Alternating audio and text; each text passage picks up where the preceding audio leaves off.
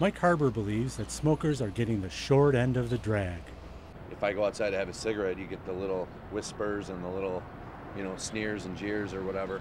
And it's supposed to be America. It's supposed to be your choice. You shouldn't be alienated because you choose to smoke cigarettes. And Jim Beckwith's habit sparks a lively debate. He quit after 7 years, and all of a sudden... He smokes cigars! A cigar! You gotta watch out, it's a slippery slide. The 2 cigarettes ran up to 20. Smokers don't have freedom of choice. Teenagers do when they start, but then they get addicted. There's nothing glamorous about it.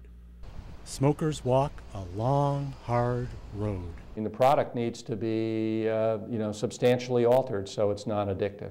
And now things will become even more restrictive for smokers.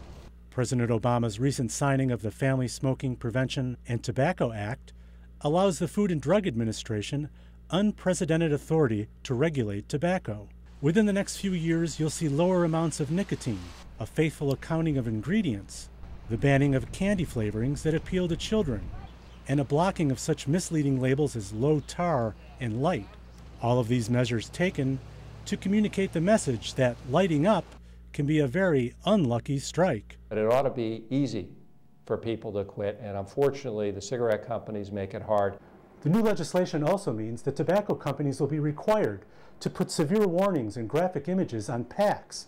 The question is, will that cigarette still taste good like a cigarette should after you've seen cancer's toxic treachery?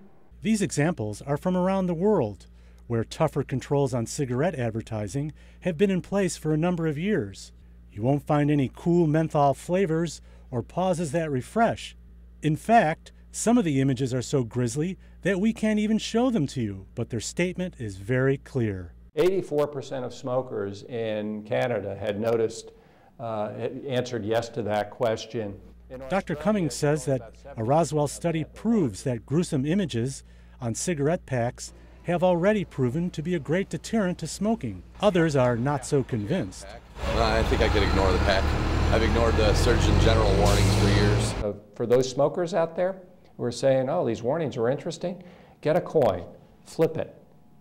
And you may be heads or you may be tails. 1 out of 2 of the smokers is going to, develop a very serious illness. Look at this. Look at my fingers. That's too much. I'm sure my lungs are a different color. They've claimed our fathers, our mothers, our sisters, and our brothers. And maybe in the end, that's the most telling message of all. Jay Lurie, Eyewitness News.